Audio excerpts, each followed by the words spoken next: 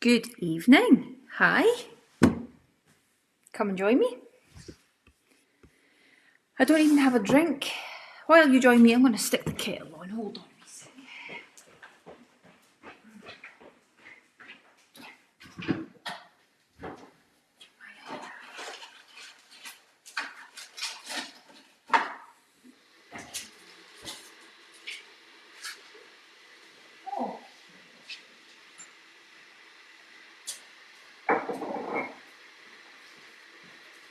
Okay, how are we doing? Kettle's on. I encourage you, actually. In fact, why is it saying that? I encourage you to grab a nice drink, like a drink that's on your allowed list when you come listen to me. Why would you not? Okay. Good evening. Right, tonight I hope all of you join me because I have got the fundamentals, very early stage conversations around why ultimately I do what I do, but it's the why. It's the why I do what I do. It's the what definitely, but it's definitely the why. And for so many of you, you have that kettle because it's open plan kitchen. It sounds like it's a bus parked outside at my kitchen table. Apologies, it'll stop in a minute. Yeah, where was I? Why? Why? Jill or Leslie or whoever's watching, go and tag everyone, please. Right, listen. Are you this person? You have trained with a personal trainer, or you've went to the gym, or you've done something physical, and you've done it on a regular basis. And what you've done is you've listened to the fitness professionals and everybody that surrounds you talking about calories, and it's about calories in versus calories out, and it's about eat less, move more, and it's about tracking and measuring how many calories you eat. It's about keeping the numbers low so you can eat more, so you can snack through the day, and it becomes like a maths equation. Your life becomes like a maths equation, doesn't it? You're thinking, you're reading the labels, well, that's got 450 calories on it, and then you're tallying it all up, and you're using MyFitnessPal to do the calculations. You're maybe working with a PT, and your PT's saying, okay, for you and what you're trying to achieve, we need you 1600 calories or lower, or 1400 calories or lower, whatever it is. And that is so common. It is so common, it's quite unbelievable. And I beat the other drum, and I'm coming on to Feel It Be, and I'm saying to you, there is a different way. Please don't count calories. Please don't weigh your food. Please don't worry about how many calories are in each thing that you're eating and tally the numbers up. I don't want you to worry about that. I only want you to concentrate on my meal plans for a reason. And there is nobody can tell this any better than Dr. Robert Lustig. So together, so as I know you've got your eyes on this, we are going to watch it together. And isn't it a shame that there's only 56 people out of 500 and odd watching this? Isn't it a shame? Now, I know that you say to me, oh, I'll watch it back when I'm blah-de-blah, but do you? I would rather see you live with me so as I know that you've got this information, because it's absolutely vital, it's crucial. And it's not just crucial for you, it's crucial for your child, your children, your people that are watching you, the kids that you teach, the people that you socialise with. It's crucial for all of those people. And if you don't get the information, they're not getting it. So how is the information going to get to them? It's definitely not, and I know that, right? So before I press play, I'm going to wait to pour this herbal tea, and I'll be back in a second.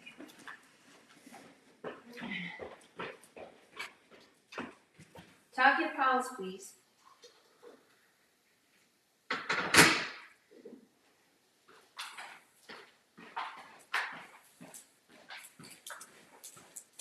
Okay, a couple of things before we go. I need you to understand a couple of things.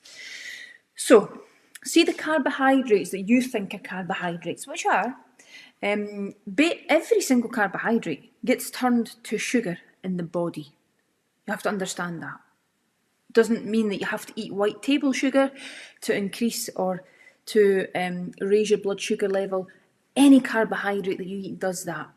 Pasta, rice, potatoes, some vegetables, most vegetables actually, because they're carbohydrate too. They have the fibre buffer, but they're full of, they are carbohydrate. They're rich in vitamins and nutrients. Amazing. However, they're carbohydrate. And we have lots of them. But just remember that carbs increase your blood sugar level. Another thing I need you to understand at this stage, before we go into this, is in response to your body eating these carbs and your blood sugar level increasing, your pancreas secretes insulin. That's a hormone that's responsible for bringing blood sugar down to ensure that you can actually go about your day and you don't have a hypo or a hyper. It keeps sugar level down. And I really don't want to cover too much of that tonight. Just know that insulin is the hormone that's responsible for bringing blood sugar down and keeping you in a nice, safe level. Okay? So carbohydrates turns to sugar in the body, blood sugar elevation, and insulin is produced by the pancreas in response to you eating carbohydrate type foods, because it sends your blood sugar up. When you eat fat, good fats, and moderate amounts of protein, that doesn't happen. When you eat too much protein, it might happen. However, here's the last fact I'm going to tell you before we move on to this, and this is going to be amazing for you. There's a process in the body called gluconeogenesis. Now, people need to know, and you need to know, that every cell in your body burns glucose. Glucose is life. However, the fructose that goes together with glucose a lot of the time is the damaging part, the fructose. Now, there's fructose in fruit, which is why I say it's fine, but only if it's on the meal plan, not just when you fancy it. Glucose can be metabolised in every cell in the body, where fructose is only the liver.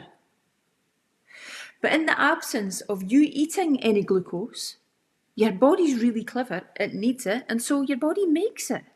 And it makes it from the fats and the proteins that you eat. So you don't actually need to eat glucose. Gluconeogenesis happens, and your liver can actually act on fat, and I'm saying act on to keep it simple, act on fat and proteins to make glucose. So you don't actually need to eat any. Okay, so let's pause there and let's go together into this. It's about 7 minutes, okay? And it's fascinating. And I need you to tune in and listen. And I'm going to simplify it even further when you come back, right? Get your partners round this. Get your partners might go to the gym. They might work with PTs. You might be a PT on here thinking, right, Shelley Booth, your business is, is doing well. I want some of that. And that happens a lot. So if you're a PT, listen. Here we go. This one. To health. Sorry. That have. Great. So cool. We'll get started, and I'll just have you introduce yourself and tell us who you are and what you do. Sure. So my name is Robert Lustig. I am a pediatric endocrinologist, so I study hormones in children. I am a professor in pediatric endocrinology at the University of California, San Francisco. I'm also a member of the Institute for Health Policy Studies here as well. You kind of came to this profession through a winding path. Can you just give me the brief synopsis of that? So I'm a neuroendocrinologist, which means I study how the brain controls hormones and how hormones control the brain. I started out actually studying sex differentiation of the brain. That was sort of my first research career. At about the time that the hormone leptin was discovered, I started taking care of patients with brain tumors. And those patients would become massively obese because of the damage that either the tumor or the surgery or the radiation caused. What year are we talking about? About 1995. At that point, trying to understand how to take care of these patients was really paramount. We had just discovered leptin, but the obvious answer was that these neurons that would normally transduce that signal in the brain, they were dead. So we had to figure out what was downstream of that that we could influence to try to help them. And what we realized was that there was a connection between the brain and the pancreas, and that insulin, the energy storage hormone, was the driver of these kids' weight gain. So we started treating these patients with a medicine to block insulin release.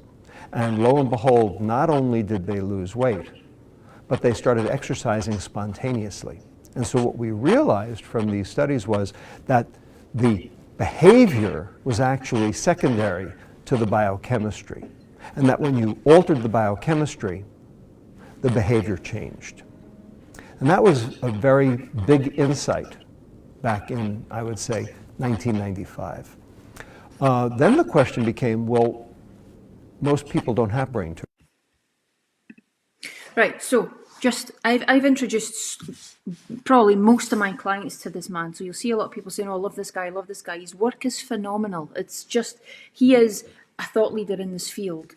And we need to be listening, and we need to be listening really, really carefully. So what he's saying is it's the biochemistry of this is what he's going to get on to. It's the biochemistry of the calories, and not the amount, not the number that they are, not the fact that they're a calorie. It's the fact of what they actually do. And what he's suggesting that we're seeing in children is fucking frightening. If you've got children, you need to be tuning right into this, whether they're 25 or whether they're 5, doesn't matter. Please listen. Most people become obese for other reasons.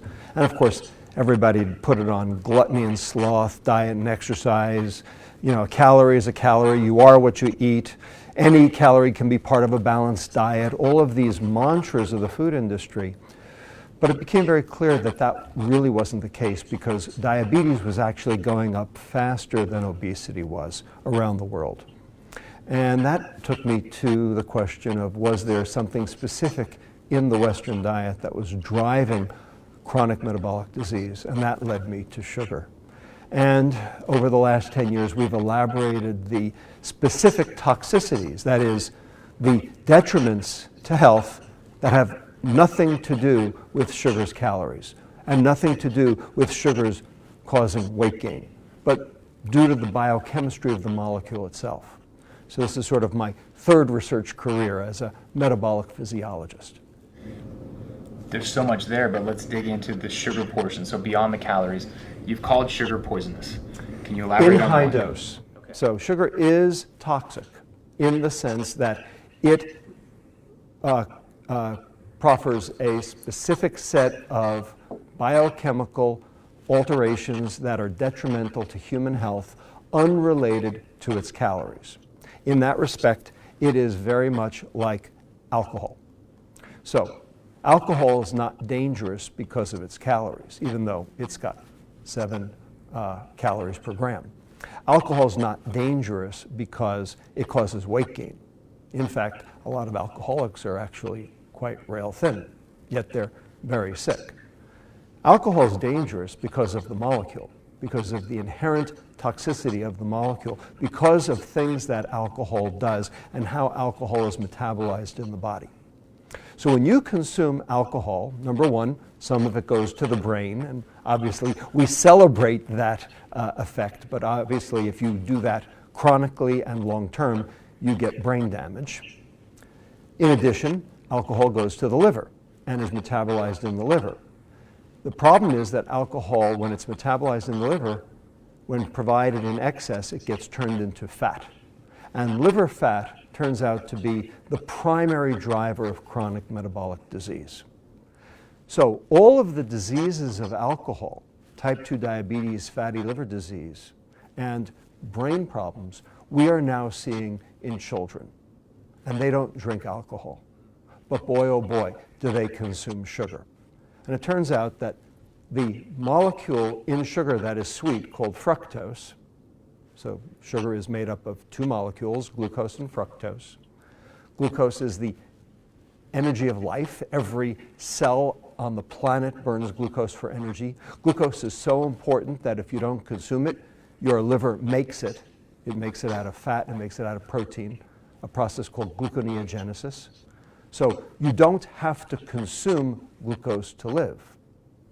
You have to have a glucose level to live, but your liver will make sure that that happens, whether you consume it or not, which is why, for instance, the Inuit, the Rendili, the Tokelau, the Maasai, who don't consume carbohydrate, still have a blood glucose level because your body makes it.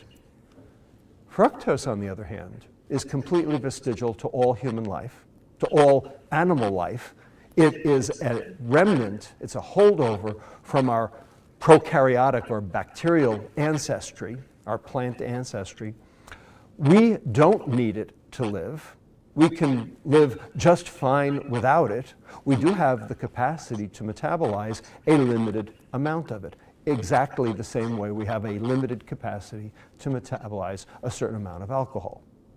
And when we go over that limit, our liver does exactly with fructose, exactly what it does with alcohol as well. And it turns it into liver fat and causes chronic metabolic disease. In addition, we are now learning that fructose gums up the workings of specific cells in the brain called glia, which feed neurons nutrients.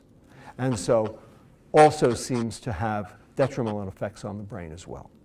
So you can see that this is not because of calories. This is not because fructose has a caloric profile. It's because it has a biochemical profile which is very much akin to alcohol. And it is for these reasons that this molecule fructose, and therefore sugar, is toxic, unrelated to its calories. Sugar is the alcohol of the child. Children are getting the diseases of alcohol without alcohol. And the reason is because sugar is their alcohol. And we can't afford it. That's amazing. And so let's talk about the effects that are going on. From your seat, from your profession where you're sitting, what is the state of... Scary stuff, eh? I've been immersed in education all of my life, and through primary schools, secondary schools, and further in higher education. And I see the problem. I've seen the problem now for, 20 years of my career. But I still see the problem today, because we've got personal trainers and we've got teachers and we've got people in senior positions that don't understand this, that don't get it. A lot of the time don't want to get it. So just because of ignorance and not wanting to get it, these young people are going by the eat well plate, the food pyramid, the eat well plate, where healthy whole grains, they're not healthy. Where wheat and healthy whole grains forms the basis of what they eat. We have been missold the biggest, fattest lie ever for 50 years. And so many of you and so many people out there are living this. And it is a cycle that can't be broken until you're ready to listen.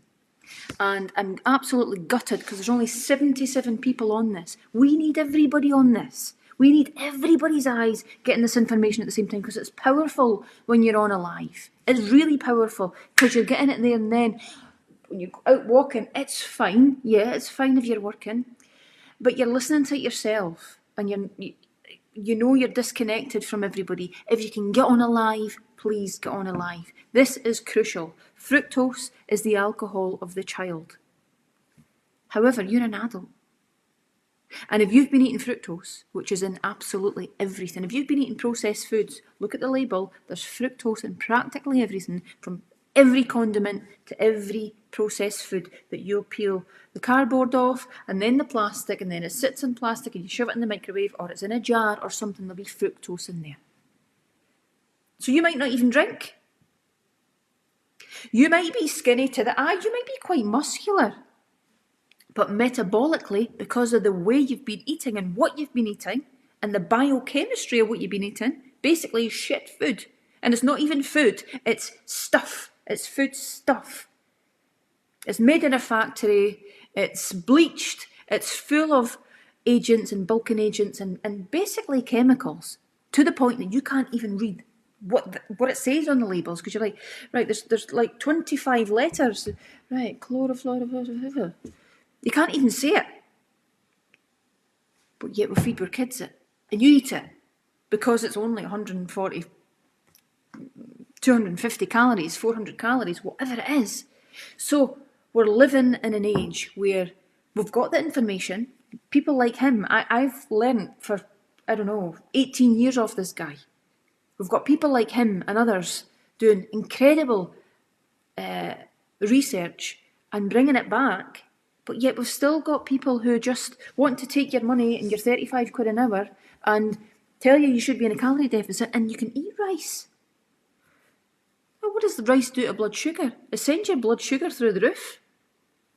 What does bread do? Bread spikes your blood sugar more than white table sugar. So when you're eating all these things that I've said that aren't on our meal plan for this very reason, and you go, why? Why am I not allowed a bagel? What about a low-fat bagel? These are the reasons why. It's not the calories, it's the biochemistry of what that processed food is actually doing to you. Forget the numbers. I don't care about the numbers. That's why you're saying to me, so how do I know how big my portions are? Like, eat until you're full and don't overeat. Because when you eat good stuff, there's only so much good stuff you can eat.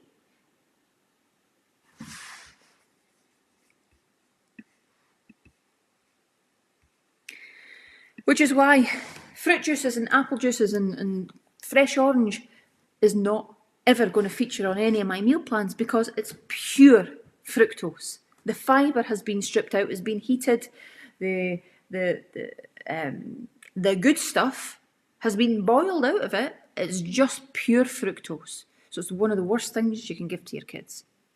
One of the worst. And it's one of the worst things you can have as well. When you're on your holidays, you think you're treating yourself and you get the fresh orange and you're walking up back to your table, you feel dead chuffed because you're on your holidays, you've got a bit of a tan, you've got that feel-good thing. Yeah, I'll sit and have my fresh orange, hit your liver, flood your liver, and the only thing your liver can do is turn it into liver fat.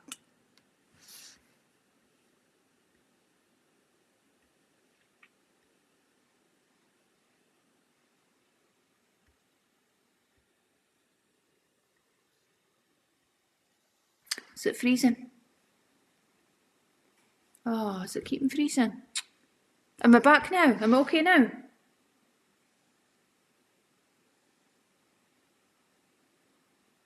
Tell me if I'm okay just now. I don't want to continue.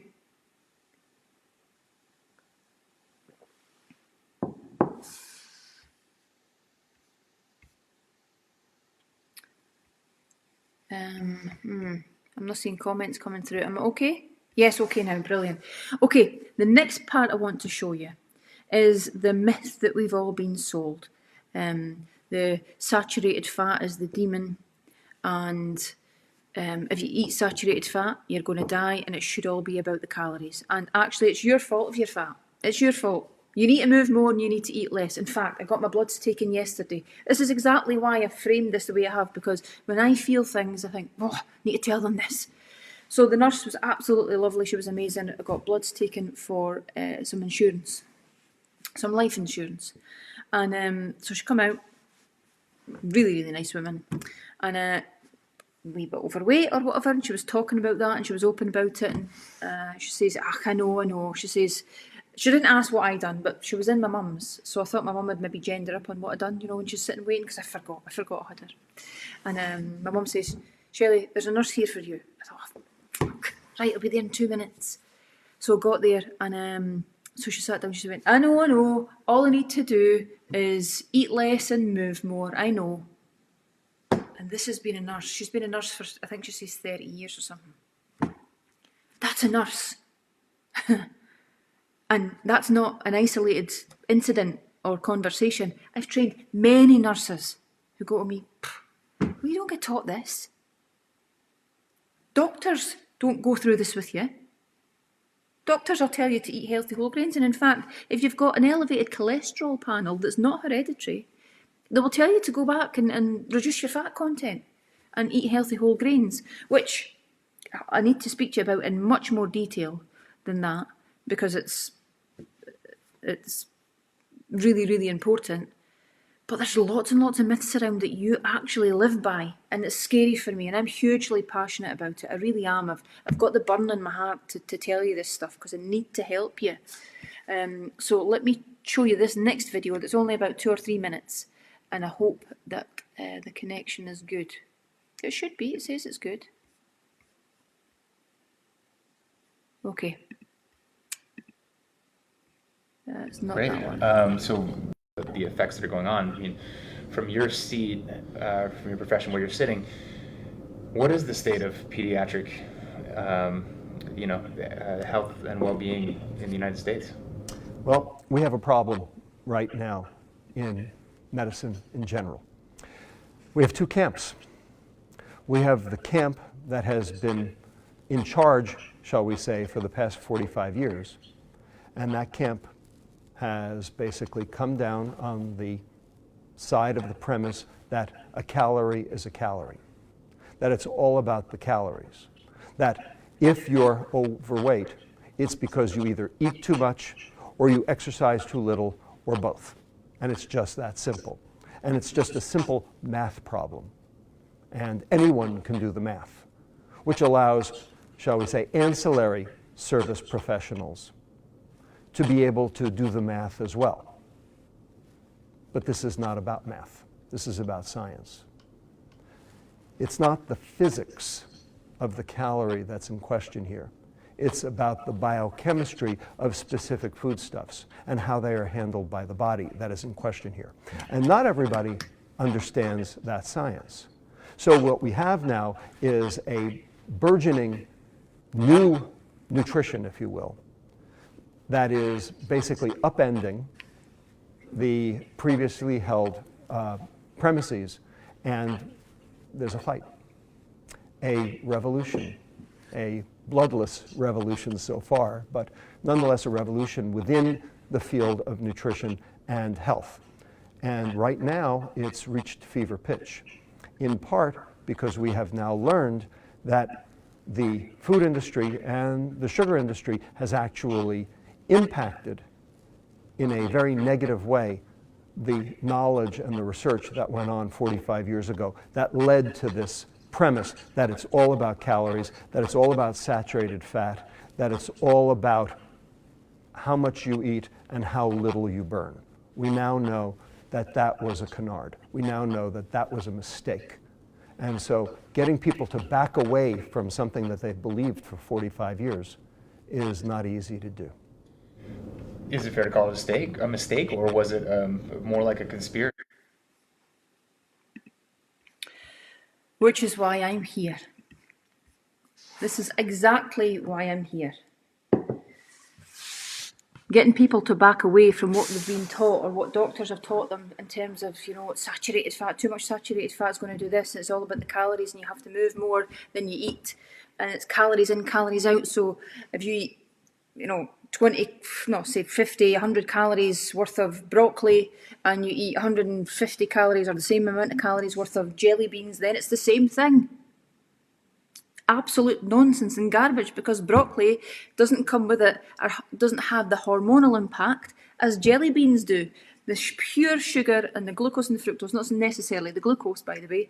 Glucose will send your blood sugar up, but the fructose, your body has to metabolize that, and in turn, your endocrine system has to deal with it. Glands produce hormones, the carriers of communication. So that's a lot of information for your first educational life, but it really does set the scene for this. This is serious shit. I come on and I have a laugh with you. I really do. But this is serious. You have to give this the value and the time that it deserves and think, right, okay, I thought this was about a meal plan and about a few workouts. Actually, what he's done, he's conducted the research. I'm working with the people on the ground, implementing the research. And I'm proving that type 2 diabetes is reversed, that fibromyalgia goes, that depression goes, that metabolic syndrome goes, that obesity goes. I'm proving that that works by utilising this incredible body of research. And I've done it now for, 24, 25 years. And I can actually do it online now to anybody in the world, wherever they are in the world. How amazing is that? You don't need to meet me in the gym. You meet me here, wherever you are. It's incredible. It's hugely powerful. And you need to tell people in your lives that need this information, because they're not going to believe you. They are not going to believe you.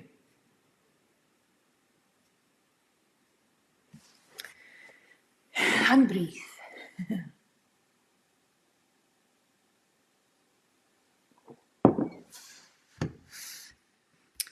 That's that, people. Well, we'll call it a day. That's a lot of information. The main takeaways is that a calorie isn't a calorie. Different food groups, you can't compare them to be like the same in number with the impact on the body. It's how they're metabolized. It's the biochemistry. It's how your body deals with them and reacts. Your body doesn't need to eat. You don't need to eat glucose because your body makes it from the fats and the proteins that you eat through a process called gluconeogenesis. We've talked about this for a long time. And fructose in the body, your liver has to deal with that, and fatty liver is what it's promoting. And children are experiencing symptoms and signs of alcoholic liver disease, alcoholic symptoms, because of what they're getting fed. It's not their fault. It's not even your fault. But when you know better, you do better. And that's why you're here. You're not here for a workout. You're not here for a meal plan. You're here for this stuff, and don't miss it. I don't want anybody messaging my team with information that I've covered before. Please. So are we allowed glucose then? The team are going to say to you, go back and watch Thursday night's live. That's what they're going to say. They're not going to give you a big spiel, because I've already covered it. You need to follow these lives. They're so important.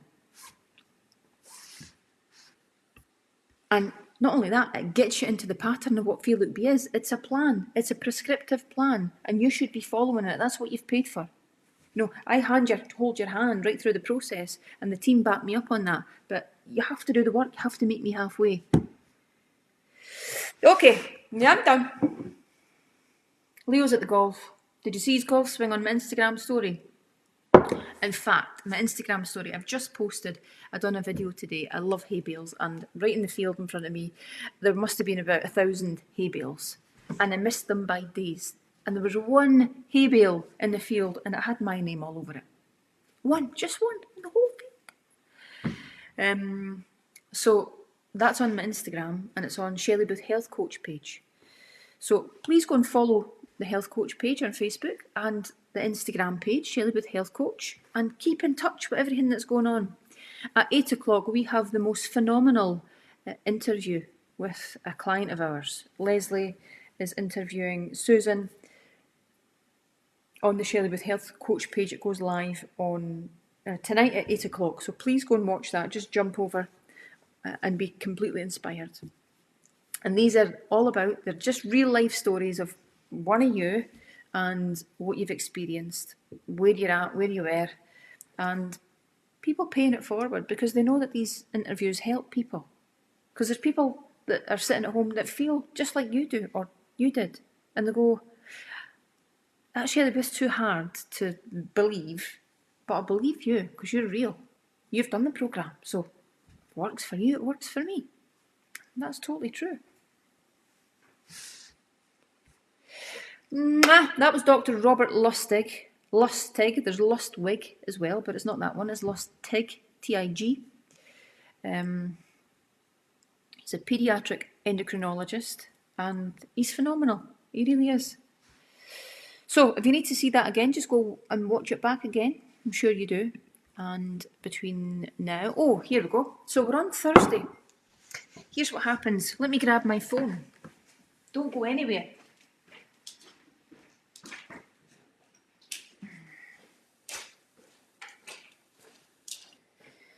Okay. Yeah. Right, wee checklist for you. I need you to watch back any lives that you've missed. That's your job. That's your duty. That's what you've signed up for. Go back and watch every single live and watch it a couple of times. If there's any that you like, get it on in your ears and go for your walk. As long as it's light, don't put earphones in or anything like that when it's dark. Withdrawals. Withdrawals are real, aren't they? You might feel sick and woozy and your sleep pattern's disturbed. You might be a wee bit moodier than you usually are. You could be constipated. You could be the other. There's a whole list of different symptoms that you might be feeling, and that's called withdrawal. See, making that switch from sugar to fat burner, it's definitely real. And some people feel it more than others. Some people are floored and some people are okay. They don't feel themselves, but I want to tell you, you're going to get through it and you're going to feel amazing. You have to stick with it, right? Stick with it. Bone broth, drink plenty, move lots. You've just heard it there. When the study that they've done, they basically give children with these problems insulin suppressants. It's things that would suppress insulin. And what happened was when they give them that medication, it was proof that it was an insulin problem in response to actually what they were eating, of course. But the biochemistry changed and the behaviour changed afterwards. So the biochemistry, the insulin suppression changed how your body was working, basically, and that in turn changed the behaviour, and they started to want to exercise spontaneously. These were obese kids. They didn't want to move. They just wanted to play computer games and chill out in the house. But they wanted to. And the same thing is going to happen with you. You're going to want to move more. I'm giving you permission to move more. Move. Just move. And enjoy it. Smile. Listen to some good tunes. Get the lives on. Just smile, knowing that you're working yourself to a better you.